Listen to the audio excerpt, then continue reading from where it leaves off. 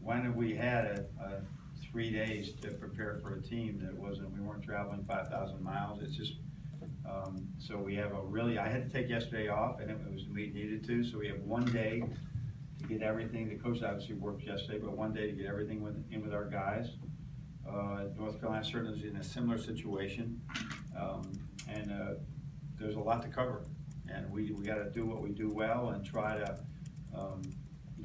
keep them from, they just will run you right out of the gym if you don't play great transition defense and take good shots at the other end. They're obviously it's a great program in a lot of transition too, even more than we're in, with so many new players, but they really have been good. Michigan State had a great defensive game plan. Right now, Michigan State is really, with the exception of Jackson, is playing so well defensively.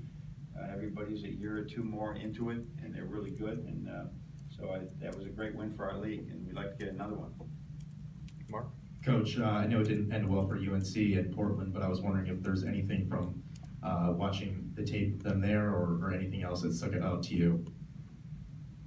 No, I mean, just watching how they, that whole trip, they went out and played Stanford first, and then I think they had Portland, and then they had Arkansas and Michigan State. They've been very busy.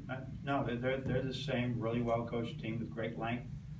Barry is even playing better than he did all last year, and he was tremendous last year.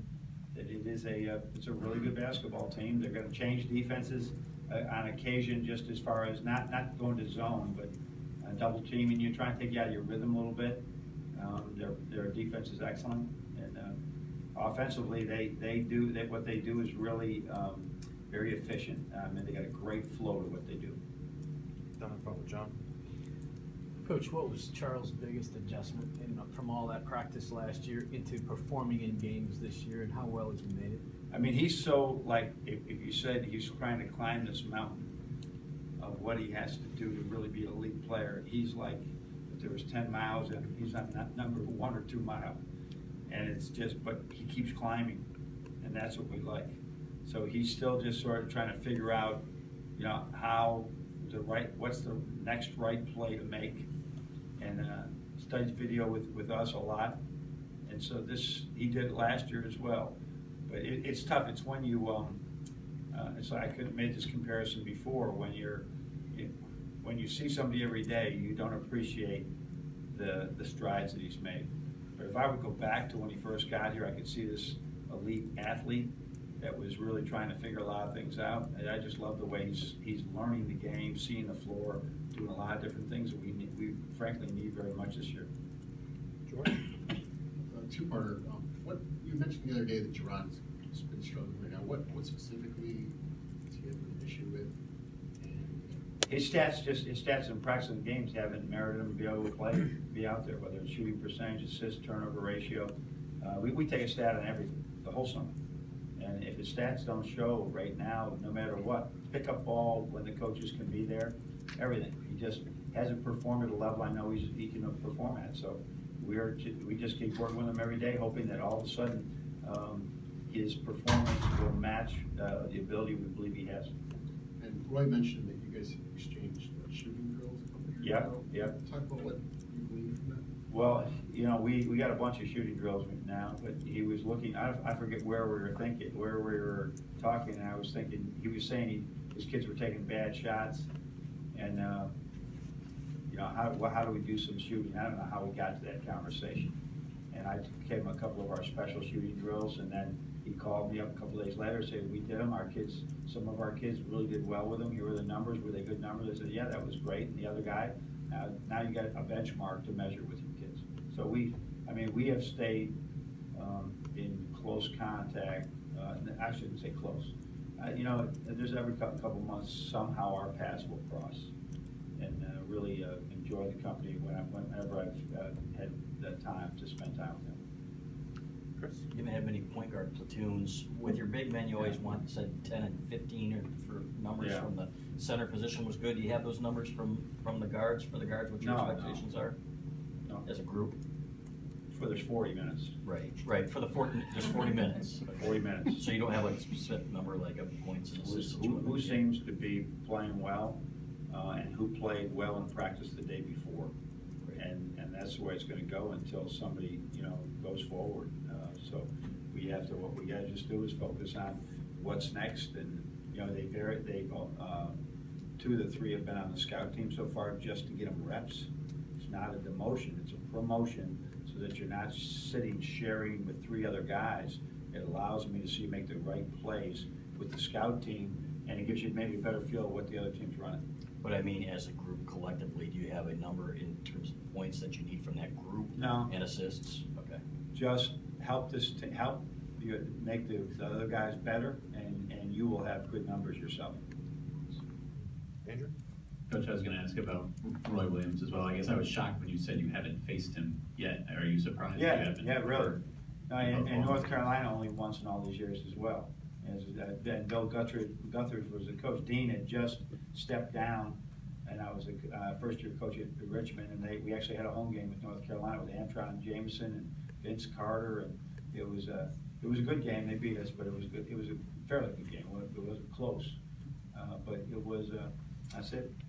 That's it. It seems like we're always we've been at several regionals where they're playing somebody and we end up playing Duke or something, right? Because I know if you go to I think twice that might have happened where they were in the same regional as we were, but no, I haven't done it. It's probably good news. And watching them on You tape. wouldn't be talking about my 0 for record against North Carolina right now. It'd be good. Watching them on tape, they've got, two freshman big men that are getting, a fair amount of minutes. Yeah. I guess, is there anything about freshman big men in general that can be exploitable? Are there tendencies that they might? Most freshmen are gonna have that you'll try to take advantage of those situations when you can, whether it's a backdoor cut or whether it's just doubling them in the post, anything that you can do just to throw them off a little bit. Don't let them get in their rhythm. So it is, but they have a couple of other freshmen playing as well. And I would expect Eli will start again, and Isaiah will come off the bench again, and Jordan Poole will come off the bench. So we'll have three freshmen out there too. In the Coach, back. I'm curious, Becker, just was Denise Lansing Top said that's one of the worst shooting performances that he's seen UNC have. They're not that bad. Do you buy into the whole bounce back game from a team that knows that they can be better than they were the last outing, or are you kind of the even keel type? Do you expect them to have a? Well, I think they shot poorly because Michigan State guarded the heck out of them. Michigan State, again, they get great quickness, they get great length.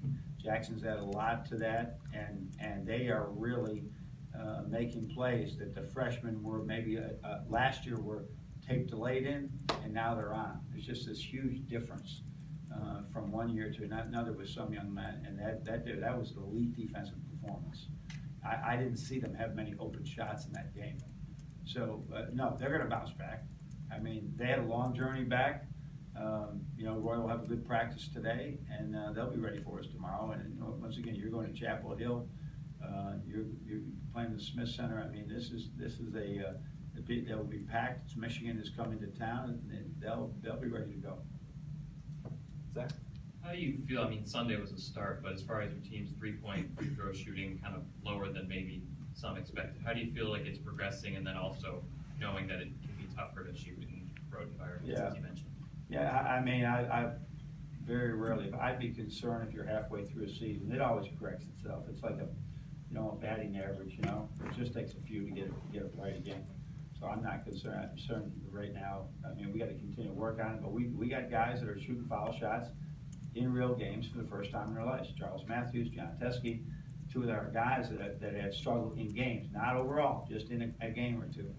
And they're doing it for the first time, and that's what's going to happen. And one time your legs are cramping and you're trying to make them. I'm not concerned about either right now. I don't think we're as good a shooting team as we've been in the past, but we're growing that every day in practice.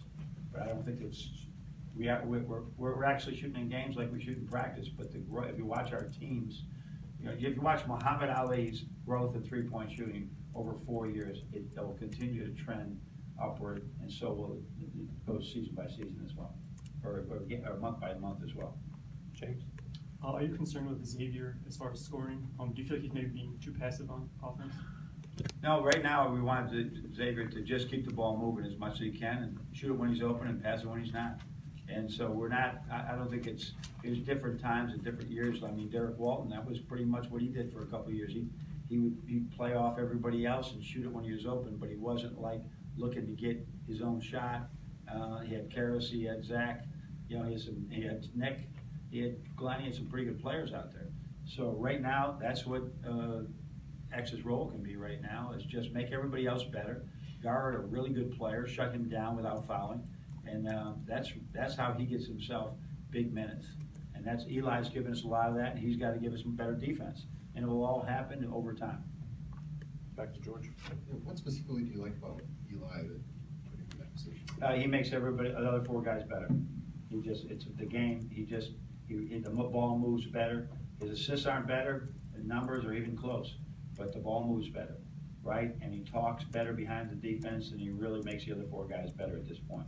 And that's the goal with both Jerron and Axe, make the other four guys better too. And then it'll all sort of come together. Back over to Chris. And usually by this time of the year, we've seen at least a little 1-3-1 zone from you. Have you scrapped that altogether? or is Oh it yeah, just- we're gonna play it all night against North Carolina. It's in, it's there, it's gonna be ready to go. Do you do it at all? I mean, are you working on that at all? Any zone? It's ready to go. Yeah. It's just waiting to get out there. Anybody have anything else? Okay, Coach.